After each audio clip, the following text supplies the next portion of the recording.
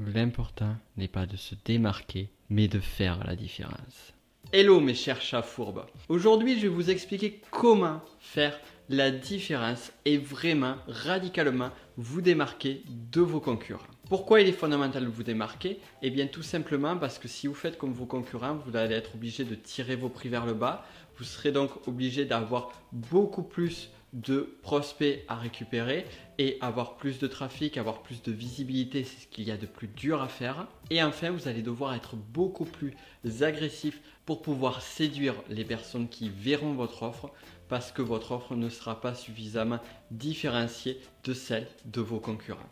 En résumé, faire comme vos concurrents est une stratégie de petits joueurs qui vous amènera à des résultats faibles sur le long terme et à sans arrêt galérer. Alors que vous méritez beaucoup mieux que ça et justement je vais vous aider à avoir les bons résultats en définissant la bonne stratégie au départ, une véritable stratégie de différenciation.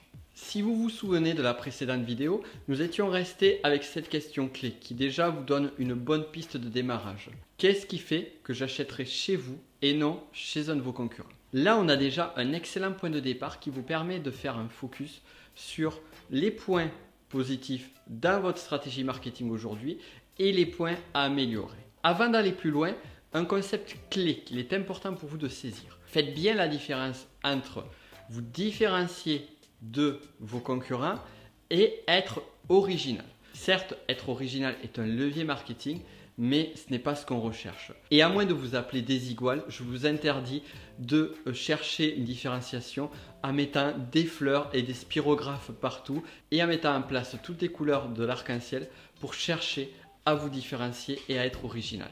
En résumé, ici, on parle de différence et non d'originalité. Et je voudrais vraiment vous éviter de vous faire arrêter pour mauvais goût. Le fond de réflexion que je souhaite que vous meniez se fait en deux étapes. La première étape, c'est qu'est-ce qui vous différencie en termes de bénéfices? Qu'est-ce qui va différencier Apple d'une marque concurrente?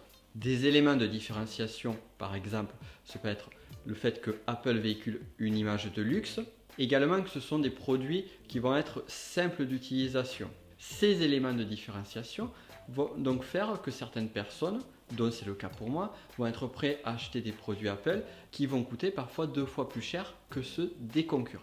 L'autre différenciation, la seconde étape, c'est qu'est-ce qui va vous différencier de vos concurrents en termes d'expérience client. Les bénéfices, certaines personnes qui sont un minimum affûtées en marketing arrivent à les trouver. Mais l'expérience client, beaucoup de personnes l'oublient. Alors l'expérience client, qu'est-ce que ça va être? Ça va être quelque chose de cool, quelque chose d'agréable. Ça va être un bon moment que va passer le client. Et il va être prêt à acheter ça pour vivre ce bon moment. Pour en revenir sur la marque Apple, par exemple, l'expérience client va se retrouver au niveau du packaging. Sur Amazon, l'expérience client, ça va être une livraison qui va se faire plus rapidement que les délais qui ont été écrits au moment de l'achat du produit. Une autre type d'expérience client, c'est tout simplement Walt Disney. Dans ce cas-là, Walt Disney va vous apporter du rêve, de la magie. Ainsi, bien évidemment, qu'une souris avec une voix ridicule. Oh, salut, c'est Mickey et j'aime cette vidéo. Le point clé à comprendre sur le fait de faire vivre des expériences, c'est de travailler sur le côté émotionnel. On apporte du plaisir, on apporte de la joie, on apporte du rêve. On va être sur cette gamme d'énergie. Nous avons vu déjà les premiers fondamentaux. Et ce que vous devez retenir, ce sont 3 lettres clés qui synthétisent ce concept-là. Ces 3 lettres, on les appelle USP. USP pour Unique Selling Proposition. Et en français, ça fait beaucoup moins rêver, on dirait une proposition unique de vente. Que signifie avoir sa propre USP?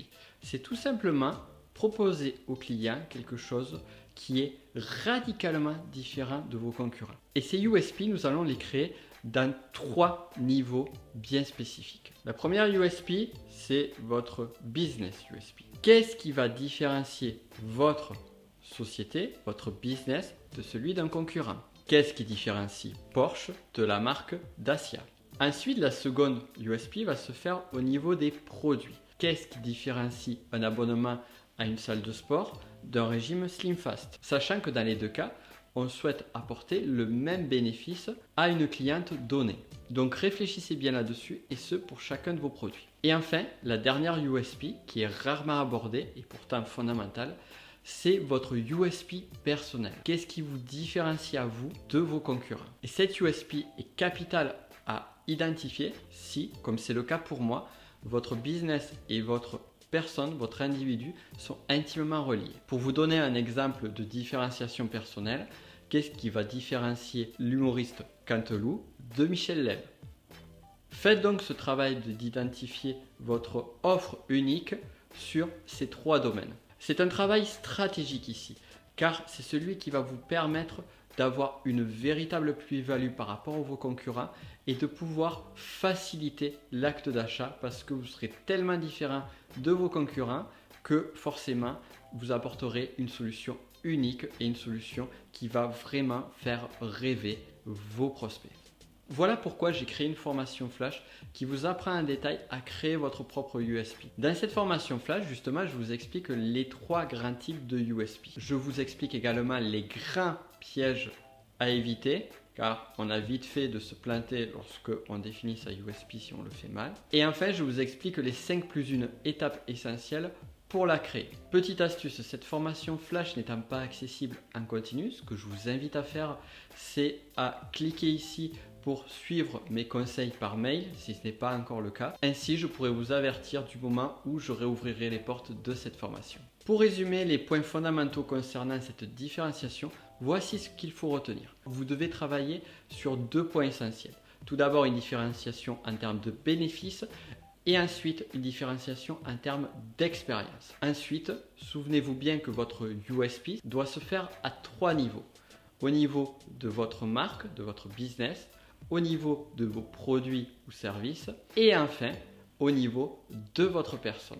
Plus vous serez différent des autres aux yeux toujours de votre client, plus vous apporterez de choses spécifiques que les autres ne pourront pas apporter et plus grands seront vos résultats. Donc je vous invite à travailler là-dessus, à bien le bosser car c'est fondamental en termes de stratégie. Pensez aussi à bien partager cette vidéo, c'est important. Et quant à moi, mes chers chats fourbes, je vous dis à très vite pour d'autres conseils en vidéo.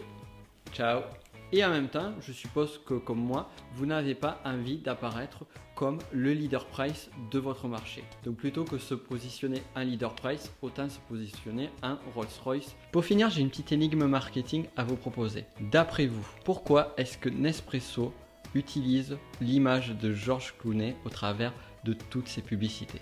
Je vous invite donc à me donner vos réponses en commentaire car le simple fait de réfléchir à cette question va vous donner un nouvel angle d'approche sur la définition et la réalisation d'une bonne USP.